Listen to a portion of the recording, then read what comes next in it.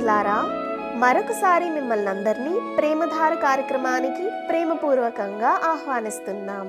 మీరు క్రమంగా దేవుని దయలో, ఆయన కృపలో వర్ధిల్లుతూ క్షేమంగా ఉండాలని కోరుకుంటున్నాం. ఈ కార్యక్రమములు మీ ఆధ్యాత్మిక జీవితాలకు మేలుకరంగా ఉంటున్నాయని, అందులోని సత్యాలు మీ జీవితంలో అన్వయించుకుంటున్నారని విశ్వసిస్తున్నాము. ఇక ఈనాటి పాఠంలో ఇశ్రాయేలు ప్రజలకు ఇవ్వబడిన విశ్రాంతి దినము అనగా సబ్బాతును గూర్చి మరియు కొట్టబడిన బండ నుండి నీరు ప్రవహించడాన్ని గూర్చి ఇందులో చర్చిస్తాము. ఇక సందేశాన్ని వీక్షిద్దామా?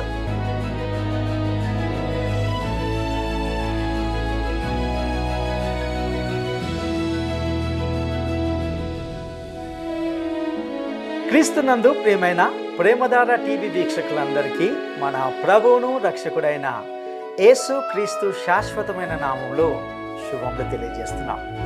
నేటి మన ధ్యాన భాగంగా మనము నిర్గమకాండము 16వ అధ్యాయము 25వ వచనం నుండి 17వ అధ్యాయము 7వ వచనం వరకు ధ్యానించుకోబోతున్నాం.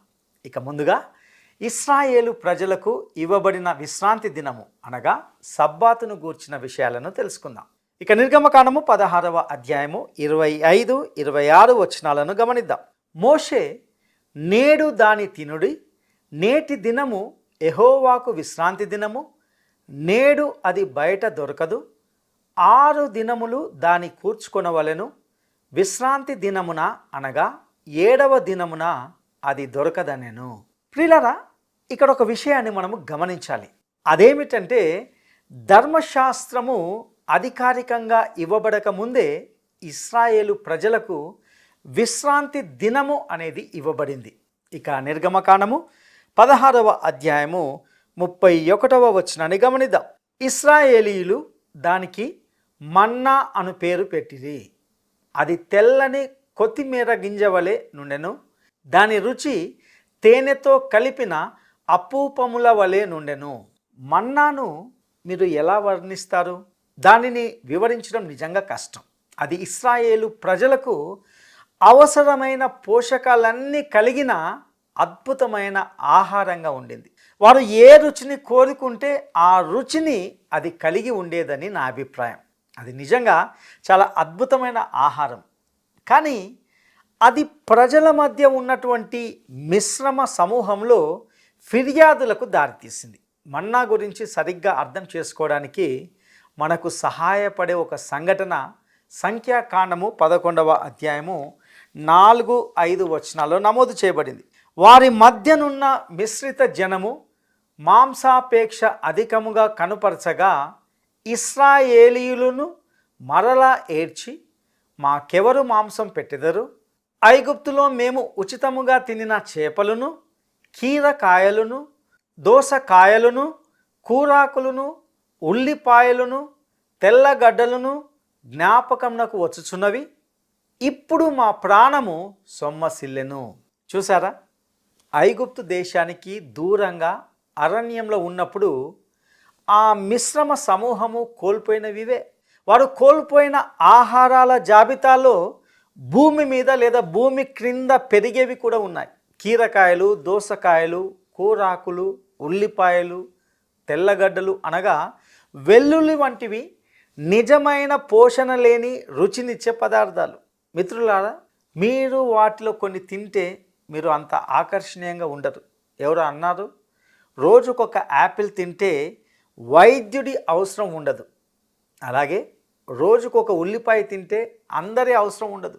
లోకంలో ప్రజలు తినేవి ఇవే. అవి సంతృప్తిని ఇవ్వవు, ఎందుకంటే అవి కేవలము రుచినిచ్చే పదార్థాలు మాత్రమే. ఆ మిశ్రమ సమూహము ఐగుప్తులో తమకు ఉన్న వాటిని గుర్తు చేసుకొని వాటి కోసము ఆకలితో ఉన్నారు. సంఖ్యాకాండము 11వ అధ్యాయము 6వ వచనంలో ఇలా ఉంది. ఈ మన్నా కాక మా కన్నుల ఎదుట మరేమీ లేదని చెప్పుకొనిరి. గమనించారా? తినడానికి మన్నా తప్ప మరేమీ లేదని వారు ఫిర్యాదు చేశారు. సంఖ్యాకాండము 11:7లో ఇలా కొనసాగుతుంది. ఆ మన్నా కొత్తిమీర గింజల వలె ఉండెను, చూపునకు అది బోలము వలె ఉండెను. దేవుడు ఇలా అంటున్నట్లుగా ఉంది. వేయించిన కోడి మాంసం, ఐస్ క్రీమ్ మరియు మంచి క్రీమ్ కేక్ అన్నీ కలిపి ఒకే ఆహారంగా ఉన్న నా ఆహారాన్ని ఈ ప్రజలు తృణీకరిస్తున్నారు అన్నట్లుగా ఉంటున్నది. వాస్తవానికి మన్నా ప్రతిరోజు ఒకే రుచిని కలిగిన ఏకరీతిగా ఉండే ఆహారం కాదు. కానీ ఆ మిశ్రమ జన సమూహము దానిని కోరుకోలేదు. సంఖ్యాకాండము 11:8 ఇలా కొనసాగుతుంది. జనులు తిరుగుచు దానిని గూర్చుకొని తిరుగట విసిరి లేక రోట దంచి పెనము మీద కాల్చి రొట్టెలు చేసిరి. దాని రుచి క్రొత్త నూనె రుచి వలె ఉండెను. వాస్తవానికి మన్నాను అనేక విధాలుగా తయారు చేయవచ్చు. వారు దానిని నూరవచ్చు, దంచవచ్చు, పెనంలో కాల్చవచ్చు, లేదా కూరగా వండవచ్చు. వారు బహుశా 1001 వంటకాలతో కూడిన మోషే వంటల పుస్తకంను ప్రచురించి ఉంటారు. అయితే ఇశ్రాయేలు ప్రజలు దేవుని పరలోకపు ఆహారాన్ని తృణీకరించి దానిని తినడానికి ఫిర్యాదు చేశారు. వారికి మన్నా తినడము విసుగు పుట్టింది. వారు ఐగుప్తులోని మాంసపు కుండల కోసము ఆరాటపడ్డారు. తాము దేని నుండి విడిపించబడ్డామో దానికే తిరిగి వెళ్ళాలని వారు కోరుకున్నారు. అయితే ప్రియులారా, దురదృష్టవశాత్తు మార్పు చెందిన వ్యక్తులుగా చెప్పుకుంటున్న ఐగుప్తు నుండి విడిపించబడిన కొంతమంది ప్రజల కథ కూడా ఇదే. అప్పుడప్పుడు వారు ఉల్లిపాయలు మరియు వెల్లుల్లి కోసం వెనక్కి వెళ్తుంటారు. పాత జీవితంతో పూర్తిగా తెగతెంపులు చేసుకోవాల్సిన అవసరం ఉన్న క్రైస్తవులు కూడా నేడు ఉంటున్నారు. ప్రియమిత్రమా, ఒకవైపు లోకంలాగానే జీవిస్తూ ఐగుప్తుకు సంబంధించిన వాటిపై ఆధారపడుతూనే మరొక వైపు దేవునికి ఉపయోగపడే వారిగా ఉండడం, లేదా మీ హృదయంలో దేవుని సమాధానాన్ని కలిగి ఉండడం ఎప్పటికీ సాధ్యం కాదు. ఐగుప్తుతో సంబంధం తెంచుకోవడం తప్పనిసరి. పరలోకం నుండి వచ్చే నిజమైన మన్నాపై, అంటే ప్రభువైన యేసుక్రీస్తుపై మనము ఆధారపడి జీవించాలి. ఇక నిర్గమకాండము 16వ అధ్యాయము 32-33 వచనాలను గమనిద్దాం. మరియు మోషే ఇట్లనెను, యెహోవా ఆజ్ఞాపించినదేమనగా, నేను ఐగుప్తు దేశము నుండి మిమ్మును బయటికి రప్పించినప్పుడు అరణ్యంలో తినుటకు నేను మీకిచ్చిన ఆహారమును మీ వంశస్థులు చూచునట్లు వారు తమ యొద్ద ఉంచుకొనుటకు దానితో ఒక ఓమేరు పట్టు పాత్రను నింపుడనెను. కాబట్టి మోషే అహరోనుతో, నీవు ఒక గిన్నెను తీసుకొని దానిలో ఒక ఓమేరు మన్నాను పోసి మీ వంశస్థులు తమ యొద్ద ఉంచుకొనుటకు యెహోవా సన్నిధిలో దాని ఉంచుమనెను. ప్రియులారా, మన్నా ఉన్న పాత్రను మందసంలో ఉంచారు. దీని గురించి నిర్గమకాండము చివరి భాగంలో వివరంగా చెప్పబడింది. ఆ మందసంలో 3 వస్తువులను ఉంచారు. ఒకటి చిగురించిన అహరోను కర్ర, 2 మన్నా ఉన్నటువంటి పాత్ర, మరియు 3వదిగా 10 ఆజ్ఞలు. క్రీస్తు మాత్రమే ధర్మశాస్త్రాన్ని పాటించాడనే సత్యాన్ని ఆ ధర్మశాస్త్రము మనకు తెలియజేస్తుంది. ఆయన మీకోసము మరియు నా కోసము దానిని నెరవేర్చాడు. మన్నా కూడా మన కోసము క్రీస్తు పొందిన మరణాన్ని సూచిస్తుంది. ఆయన మనకు ఆత్మీయ ఆహారంగా అనుగ్రహించబడ్డాడు. చిగురించిన అహరోను కర్ర ఆయన పునరుత్థానాన్ని సూచిస్తుంది. ఆ తర్వాత మందసం పైన మూతగా కరుణా పీఠం ఉంచబడింది. దానిపై రక్తం ప్రోక్షించబడేది. దేవుని డిమాండ్లను తీర్చగలిగింది క్రీస్తు మాత్రమే. ఆయన మాత్రమే రక్షించగలడు.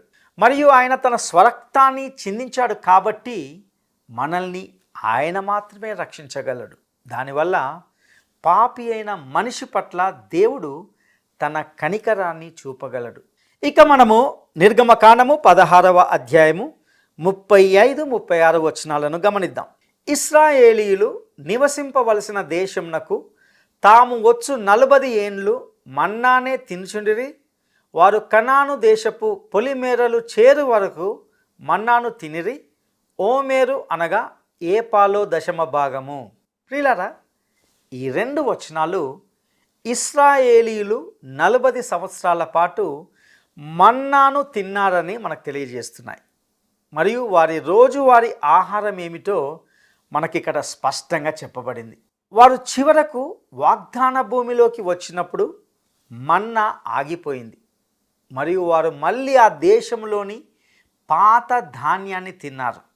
అప్పుడు కూడా వారు ఆ పాత ధాన్యం గురించి కూడా ఫిర్యాదు చేశారు. మన్నా చివరికి ఒక ఉత్తేజకరమైన ఆహారం అని వారు కనుగొన్నారు. నిజానికి పాత ధాన్యంతో పోలిస్తే మన్నా అనేది ఎంతో విలక్షణమైనది, ప్రత్యేకమైనది. ప్రియులారా, దీనిలో ఆసక్తికరమైన విషయం ఏంటంటే రక్షణ పొందిన తర్వాత చాలామంది తమ అనుభవాల మీదే ఆధారపడి జీవిస్తుంటారు. వారు ప్రభువైన యేసుక్రీస్తు మరణానికి సూచిక అయిన శిలువ అనుభవం గుండా వెళ్ళినప్పటికీ కేవలము తమ వ్యక్తిగత అనుభవాల గురించే మాట్లాడుతూ ఉంటారు.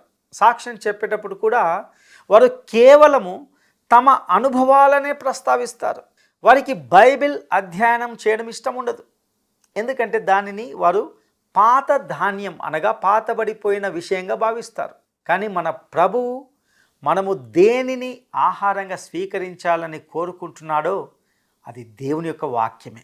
ఒకవేళ మీరు ఆ మన్నా రుచిని ఇంకా చూడనట్లయితే క్రీస్తు వద్దకు వచ్చి దానిని రుచి చూడమని నేను మిమ్మల్ని కోరుతున్నాను.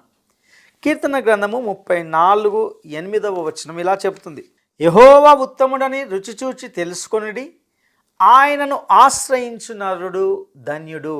అంతేకాకుండా యోహాను సువార్త 6:51 యేసు ఇలా చెప్పాడు, పరలోకం నుండి దిగి వచ్చిన జీవాహారమును నేనే, ఎవడైనను ఈ ఆహారము భుజించితే వాడెల్లప్పుడూ జీవించును, మరియు నేనిచ్చు ఆహారము లోకమునకు జీవము కొరకైన నా శరీరమే అని మీతో నిశ్చయముగా చెప్పుచున్నాను అనెను. ఇక మనము నిర్గమకాండము 17 వస్తున్నాం. ముఖ్యంగా ఇందులో బండను కొట్టినప్పుడు అందులో నుండి నీరు ప్రవహించడాన్ని గూర్చి మరియు ఇశ్రాయేలు ప్రజలు అమాలేకీయులతో చేసిన పోరాటాన్ని గురించి ధ్యానిస్తాం. వాస్తవానికి ఇశ్రాయేలీయులు ఐగుప్తు దేశాన్ని విడిచిపెట్టి అరణ్య యాత్ర చేస్తున్నారు. వారు సీనాయి పర్వతం వైపు వెళ్తున్నారు. ఆ ప్రయాణంలో ఇశ్రాయేలు ప్రజలకు ఎదురైన 7 అనుభవాలు క్రైస్తవ జీవితానికి దృష్టాంతాలుగా ఉంటున్నాయి. 1 కొరింథీ పత్రిక 10:11 చెప్పబడిన మాటలను మనము జాగ్రత్తగా గుర్తించుకోవాలని నేను కోరుతున్నాను. ఈ సంగతులు దృష్టాంతములుగా వారికి సంభవించి యుగాంతమందున మనకు బుద్ధి కలుగుటకై వ్రాయబడెను. ప్రియులారా, క్రైస్తవులందరూ ఈ పాఠాలను చదివి వాటిని అనుసరించడం మంచిది. ఈ పాఠాలు మనకు దృష్టాంత రూపంలో ఇవ్వబడ్డాయి మరియు వాటి అర్థం స్పష్టంగా ఉంది. ఇక మనము కొట్టబడిన బండ నుండి నీరు ప్రవహించడాన్ని గురించి గమనిద్దాం. ఎడారి గుండా ప్రయాణిస్తుండగా ఇశ్రాయేలీయులకు దాహం వేసింది. దాంతో వారు మరొకసారి సనుక్కోవడం మొదలుపెట్టారు. ఇక నిర్గమకాండము 17:1-3 మనం గమనిద్దాం. తరువాత ఇశ్రాయేలీయుల సర్వ సమాజము యెహోవా మాట చొప్పున తమ ప్రయాణములలో సీను అరణ్యము నుండి ప్రయాణమైపోయి రెఫీదీములో దిగిరి, ప్రజలు తమకు త్రాగా నీళ్లు లేనందున మోషేతో వాదించుచు త్రాగుటకు మాకు నీళ్ళిమ్మని అడగగా, మోషే, మీరు నాతో వాదింపనేలా, యెహోవాను శోధింపనేలా అని వారితో చెప్పెను. అక్కడ ప్రజలు నీళ్లు లేక దప్పిగొని మోషే మీద సనుగుచు, ఇదెందుకు? మమ్మును మా పిల్లలను మా పశువులను దప్పి చేత చంపుటకు ఐగుప్తులో నుండి ఇక్కడికి తీసుకొని వచ్చితిరనిరి. ప్రియులారా, ఇశ్రాయేలీయులు నిరంతరము సనుగుతూ ఫిర్యాదు చేస్తూనే ఉండేవారు. వారికి ఏదైనా అవసరం ఏర్పడినప్పుడు వారు ఫిర్యాదు చేయడం మొదలుపెట్టేవారు. దేవుడు తన కృపతో వారి యొక్క అవసరాన్ని తీర్చేవాడు. ఆ తర్వాత మరొక సమస్య వచ్చినప్పుడు వారు మళ్ళీ మొరపెట్టడం, ఫిర్యాదు చేయడం మరియు తప్పులు వెతకడం మొదలుపెట్టేవారు. ప్రియులారా, ఇక్కడ ఒక విషయాన్ని గమనించాలి. అనేక సంఘాలు నేడు ఇదే ఆధ్యాత్మిక స్థితిలో ఉన్నాయి. అయినప్పటికీ అవి మేము చాలా మంచి స్థితిలో ఉన్నాయి అని అనుకుంటాయి. ఇక నిర్గమకాండము 17:4 గమనిద్దాం. అప్పుడు మోషే యెహోవాకు మొరపెట్టుచు, ఈ ప్రజలను నేనేమి చేయుదును? కొంతసేపటికి నన్ను రాళ్లతో కొట్టి చంపుదురనెను. బహుశా ఆ సమయంలో మోషే తన బాధ్యతను వేరొకరికి అప్పగించడానికి సిద్ధపడి ఉండవచ్చు. అయితే అయితే ఇక్కడ ఇశ్రాయేలు ప్రజల కోసము దేవుడు చేసినటువంటి ఏర్పాటును గమనించండి. ఇక నిర్గమకాండము 17వ అధ్యాయము 5వ వచనాన్ని గమనిద్దాం. అందుకు యెహోవా, నీవు ఇశ్రాయేలీయుల పెద్దల్లో కొందరిని తీసుకొని ప్రజలకు ముందుగా పొమ్ము, నీవు నదిని కొట్టిన నీ కర్రను చేత పట్టుకొని పొమ్ము. మోషే తిరిగి ఐగుప్తుకు వెళ్ళినప్పుడు అతనికి ఇవ్వబడిన కర్ర ఇదే. ఇది మోషే యొక్క అధికారంకు మరియు శక్తికి ఒక చిహ్నంగా, ముద్రగా ఉండింది. ఇక నిర్గమకాండము 17వ అధ్యాయము 6-7 వచనాలను గమనిద్దాం. ఇదిగో, అక్కడ హోరేబులోని బండ మీద నేను నీకు ఎదురుగా నిలిచెదను. నీవు ఆ బండను కొట్టగా ప్రజలు త్రాగుటకు దానిలో నుండి నీళ్లు బయలుదేరునని మోషేతో సెలవీయగా, మోషే ఇశ్రాయేలీయుల పెద్దల కన్నుల ఎదుట అట్లు చేసెను.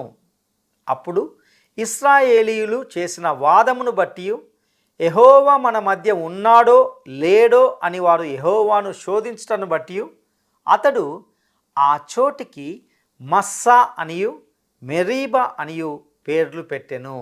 ఇక్కడ ఆ బండను గురించి మరియు ఆ బండలో నుండి వచ్చిన నీళ్ళ గురించిన ప్రస్తావన రావడము ఇదే మొదటిసారి. ప్రియులారా, ఇంతకీ ఆ బండ దేనికి సూచనగా ఉంటున్నది? దీనిని అర్థం చేసుకోవడానికి మనము ఊహల మీదో, మన సొంత ఆలోచనల మీదో లేదా మన జ్ఞానం మీదో ఆధారపడాల్సిన అవసరం లేదు. దేవుని పరిశుద్ధాత్మ దీనిని 1 కొరింథీ పత్రిక 10వ అధ్యాయము 1-4 వచనాల్లో ఎంతో స్పష్టంగా ఈ విధంగా వివరిస్తున్నాడు. సహోదరులారా, ఈ సంగతి మీకు తెలియకుండుట నాకు ఇష్టం లేదు. అదేదనగా మన పితరులందరూ మేఘము క్రింద నుండిరి, వారందరూ సముద్రములో నడిచిపోయిరి. అందరూ మోషేను బట్టి మేఘములోను సముద్రములోను బాప్టిస్మము పొందిరి. అందరూ ఆత్మ సంబంధమైన ఒకే ఆహారమును భుజించిరి. అందరూ ఆత్మ సంబంధమైన ఒకే పానీయమును పానము చేసిరి. ఏలయనగా తమను వెంబడించిన ఆత్మ సంబంధమైన బండలోనిది త్రాగిరి. ఆ బండ క్రీస్తే. ప్రియులారా, ఇశ్రాయేలు ప్రజలు తిన్నటువంటి ఆహారము మన్నా. ఇది జీవాహారమై ఉన్న క్రీస్తుకు ఒక సాదృశ్యంగా ఉంటున్నది. క్రీస్తు జీవాహారం మాత్రమే కాదు, ఆయన జీవజలం కూడా. మరియు ఇక్కడ పేర్కొనబడిన ఆ బండ ఆయనకు సాదృశ్యంగా ఉంటున్నది. దృఢమైన బండకు మరియు దేవుని విషయంలో సందేహించిన ఆ ప్రజల అవిశ్వాసానికి మధ్య ఉన్న వ్యత్యాసాన్ని ఇది చూపిస్తుంది. ఇశ్రాయేలు ప్రజలు సాలెగూళ్ళు, విరిగిపోయిన రెల్లు గడ్డి వంటి బలహీనమైన వాటిపై ఆధారపడ్డారు. సందేహం అనే చిన్న మేఘము దేవుని ముఖాన్ని వారికి కనిపించకుండా అడ్డుకుంది. ఆ బండ ప్రభువైన యేసుక్రీస్తుకు ఒక అద్భుతమైన ప్రతిరూపం అని చెప్పాలి.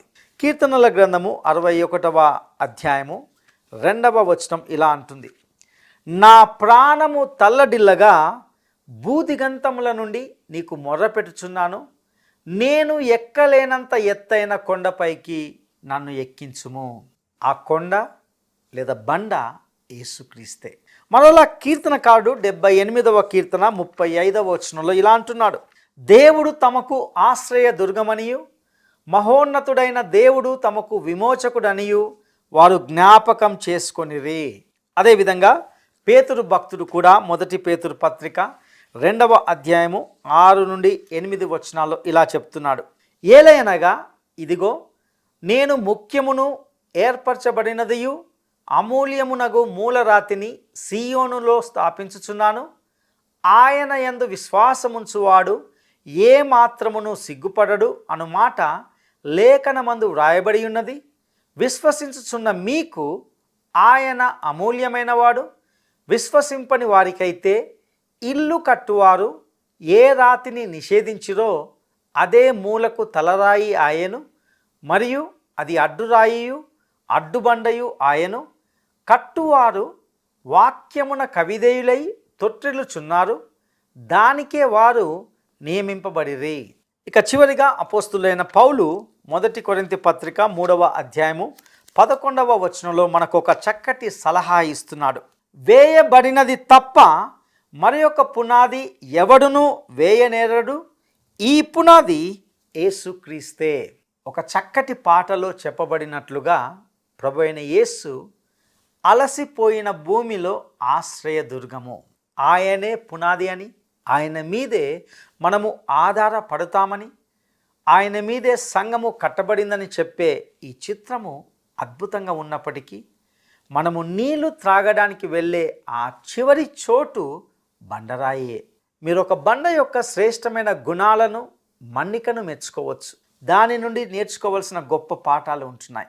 మీరు దానిని పరీక్షించి విశ్లేషించవచ్చు, కానీ దానిని త్రాగలేరు. యేసు ఒక బండ, కానీ ఆయన అందమైన జీవితము మరియు మన్నిక మిమ్మల్ని రక్షించవు. ఆయన బోధలు మీ ఆత్మను విమోచించవు. ఆయన జీవితము మరియు బోధలు చెక్కబడిన, నునుపుగా పాలిష్ చేయబడిన పాలరాయి వంటివి. మీరు వాటిని మీ జీవితాలకు అన్వయించుకున్నప్పటికీ అవి మిమ్మల్ని రక్షించలేవు. ప్రభువైన యేసు బోధించిన సూత్రాలను పాటించడం మిమ్మల్ని కొద్దిగా మెరుగుపరచవచ్చు, కానీ ఆయన ఇప్పటికీ మీరు మీ పాదాన్ని నేలకు కొట్టుకోగలిగిన బండ వంటి వాడే. రక్షణ కోసము మీరు బండ అయిన యేసుక్రీస్తుపై పడవచ్చు, అనగా ఆధారపడవచ్చు. కానీ ఏ మానవ ప్రయత్నం కూడా ఆ బండ నుండి నీటిని రప్పించలేదు. ఆ బండను కొట్టినప్పుడు మాత్రమే అది జీవ జలాలను ఇచ్చింది, అనగా యేసు సిలువ వేయబడ్డాడు. ఆయన మీ స్థానంలో మరణించాడని మరియు ఆ సిలువపై మీ పాపాలను భరించాడని విశ్వసించడం తప్ప వేరే ఏది కూడా మిమ్మల్ని రక్షించలేదు.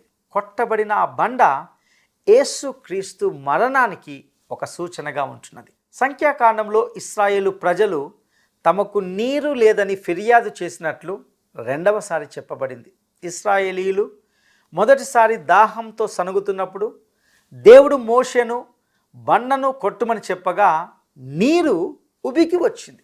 అయితే సంఖ్యాకాండంలో దేవుడు మోషేకు వేరే సూచనలు ఇచ్చాడు. దేవుడు మోషేతో సంఖ్యాకాండం 20వ అధ్యాయము 8వ వచనంలో ఇలా చెప్పాడు: నీవు నీ కర్రను తీసుకొని నీవును నీ సహోదరుడైన అహరోనును ఈ సమాజమును పోగు చేసి వారి కన్నుల ఎదుట ఆ బండతో మాట్లాడుము, అది నీళ్ళనిచ్చును. నీవు వారి కొరకు నీళ్లను బండలో నుండి రప్పించి సమాజమునకును వారి పశువులకును త్రాగుటకిమ్ము. వాస్తవానికి ఈ సందర్భంలో మోషే బండతో మాట్లాడవలసి ఉంది, ఎందుకంటే ఆ బండ అప్పటికే కొట్టబడింది.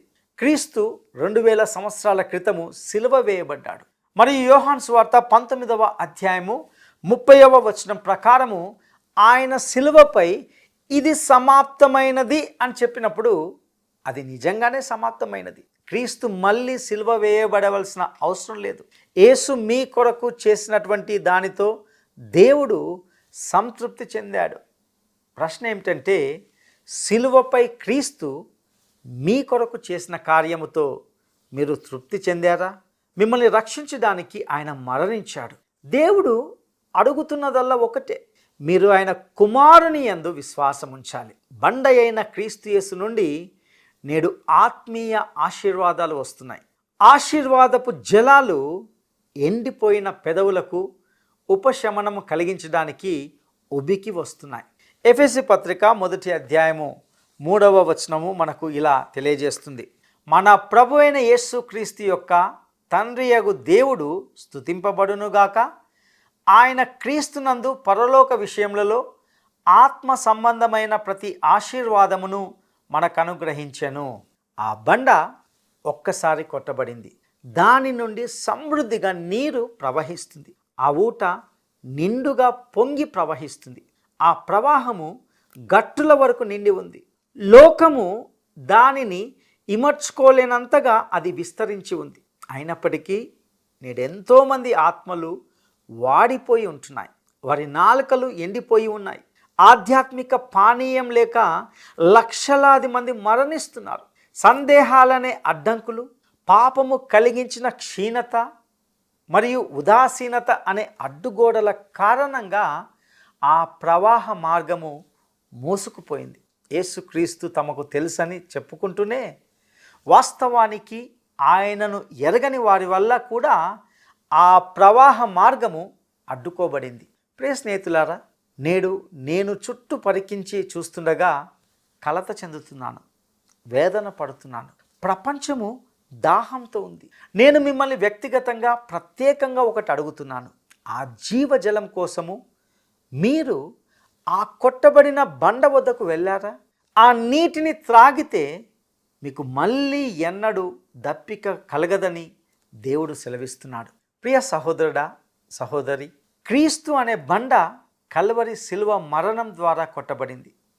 ఆ బండ నుండి జీవజలము ప్రవహిస్తూనే ఉన్నది. ఆ బండ యొద్దకు వస్తేనే ఆ జీవజలాన్ని త్రాగగలుగుతావు. ఒకవేళ నీ ఆత్మ విసికి వేసారిపోయి ఎండిపోయిన స్థితిలో ఉంటే గనక నీ ఆత్మకు జీవజలాన్ని అనుగ్రహించే యేసుక్రీస్తు అనే బండ యొద్దకు ఇప్పుడే రాగలవు. అట్టి కృప దేవుడు మీకు దయచేయను గాక. దైవాశీస్సులు. ప్రార్థన చేసుకుందాం. మహోన్నతుడా, నమ్మదగిన దేవా, నీ దయగల నామానికి వందనాలు చెల్లిస్తుంటున్నాం. ప్రభువా, నువ్వెంతైనా నమ్మదగిన దేవుడవు. ఇశ్రాయేలీయులు ఆ అరణ్యంలో తమ జీవితాలకు తృప్తి లేనప్పుడు, దాహంతో అల్లాడుచున్నప్పుడు ప్రభువా, ఆ బండలో నుండి నీళ్లు ఉబికి వచ్చాయనే విషయాన్ని గ్రహించాం.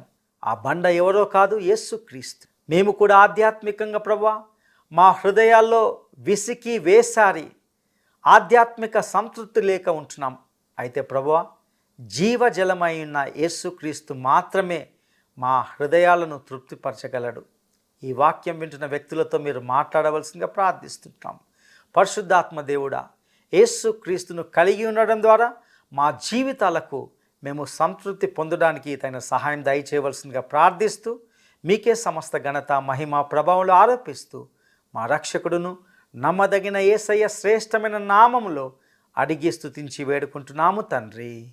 ఆమెన్.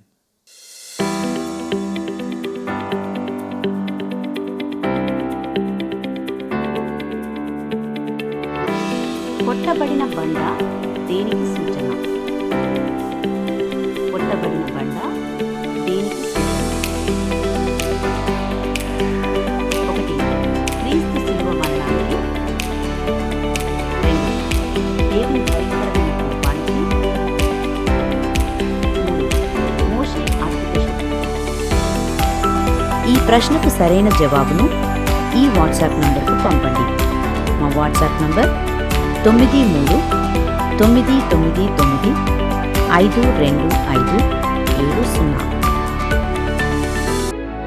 నేటి ఈ కార్యక్రమం ద్వారా దేవుడు మీతో సూటిగా మాట్లాడి ఉన్నాడని తలస్తున్నాము. ఇందులోని సత్యాలు మీ ఆధ్యాత్మిక జీవితాలకు ఎంతో ప్రోత్సాహాన్ని కలిగించేవిగా ఉన్నాయని మరియు వాటిని మీ దైనందిన జీవితాలకు అన్వయించుకుంటున్నారని నమ్ముచున్నాము.